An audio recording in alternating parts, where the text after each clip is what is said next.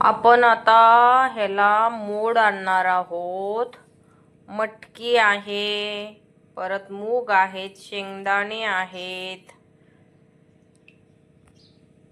आणखीन बरंच ऍड करायचं राहिलं। ह्याच्यामध्ये मटर राहिलेत, थांबा मी ऍड करते। चवळी आणि हुलगे। चला आपण सकाळी हे मटकी, परत मुगाले मूग, शेंगदाणे, हुलगे, परत चवळी सगळं भिजू घातलं होतं। आता 7 तास भिजले आहेत। आता आपण ह्याला काढून घेऊ एका जाळीमध्ये। हे बघा, आता मी जाळीमध्ये काढत आहे। आता हे सकाळी भिजत घातलेलं होतं। हे असं छान पैकी जाळीत काढायचं, सगळं पाणी वगैरे हे करायचं, असं हे करून घ्यायचं बरं का। म्हणजे खडे वगैरे असतात, येळून घ्यायचं बरं का। ते काय म्हणतात ते,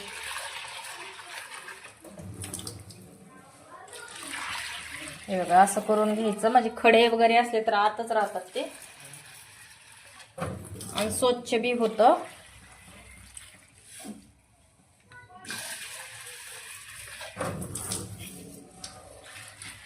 खडे म्हणा किंवा न भिजलेलं ते खालच्या साईडला राहतं।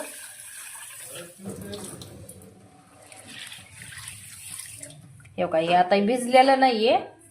आता ही आपल्या उसळीत चालत पण नाहीये, कडक कडक लागतं। त्याच्यामुळे हे फेकूनच द्यायचं। आता एवढंच राहिले, चमच्याभरच असतं, हे फेकून द्यायचं। किंवा असं जरी भिजत जरी ठेवलं तर हे भिजणार नाही, म्हणून त्याला फेकून द्यायचं।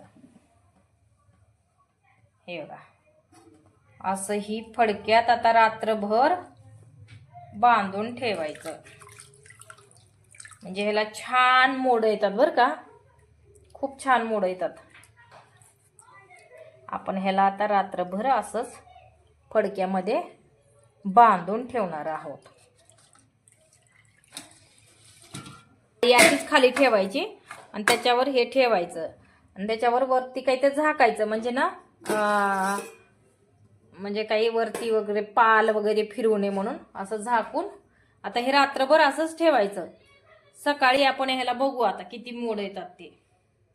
चला तर आपण आता बघूया। आपण काल रात्रभर आपण हे भिजत घातलं होतं, म्हणजे फडक्यामध्ये बांधून घातलं होतं। तर आपण ह्याला मोड आता किती आले बघूया।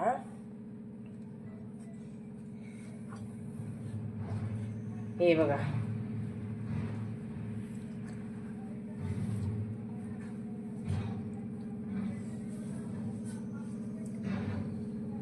मोड आले बघा। आता आपण ह्याची उसळ बनवणार आहोत। ह्याची रस्सा उसळ पण होते आणि सुकी उसळ पण आपण सुकी उसळ बनवणार आहोत।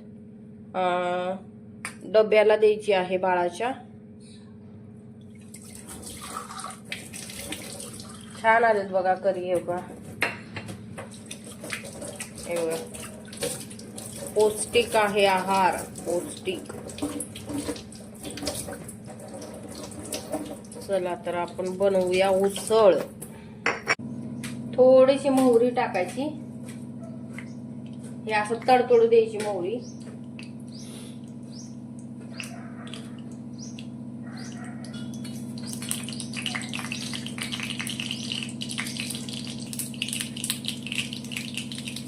कांदा टाकायचा,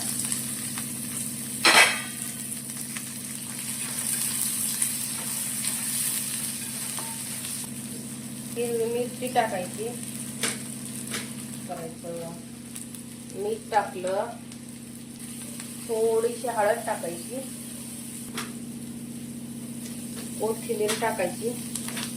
खूप पौष्टिक आहे, हे हेल्दी असते आणि सकाळी जर खाल्ली तर दिवसभर सुद्धा भूक लागत नाही। लहान मुलांसाठी पण खूप छान आहे, प्रोटीन आहेत सर्व। हे बघा, थोडंसं परतायचं, तेल टाकलेलं असतं, परतायचं। कांदा, टोमॅटो जरी टाकला तर चालते, पण टोमॅटोनं पाणी सुटतं म्हणून टोमॅटो नाही टाकत। आता थोडंसं गरम पाणी करायचं, जे थोडंसं निब्बर राहिलेले असतात ना ते मऊ होतात पाण्यामुळं। आणि लहान मुलाला पण असं कचकच नाही लागणार, मऊ छान आवडतं त्यांना खायला. हे बघा, गरम पाणी करून थोडंसं टाकायचं आणि ते आता झाकून ठेवायचं. 1-2 मिनिटात शिजून जाते, जास्त वेळ पण नाही लागत. आपली आता उसळ तयार आहे. हे बघा, थोडंसं पाणी राहिलेलं आहे. आणखीन थोडं प्लेट झाकून ठेवलं तर ते पण पाणी ही होईल. आणि आपली उसळ रेडी झालेली आहे. तर व्हिडिओ कसा वाटला नक्की कमेंट करा, लाईक करा, शेअर करा. थोडंसं शेंगदाण्याचं कूट टाकायचं. चला, आता ही उरलेली उसळ आपण 8 दिवस खाऊ शकतो. असं पॅक डब्यामध्ये ठेवायची आहे किंवा कॅरी बॅग मध्ये जरी ठेवली तर चालते, पण प्लास्टिक मध्ये कशाला ठेवायचं म्हणून हे स्टीलच्या डब्यात ठेवायचं. 8 दिवस आपण हे वापरू शकतो. फ्रीज मध्ये कितीही दिवस राहते, पण शक्यतो जास्त दिवस ठेवायची नाही.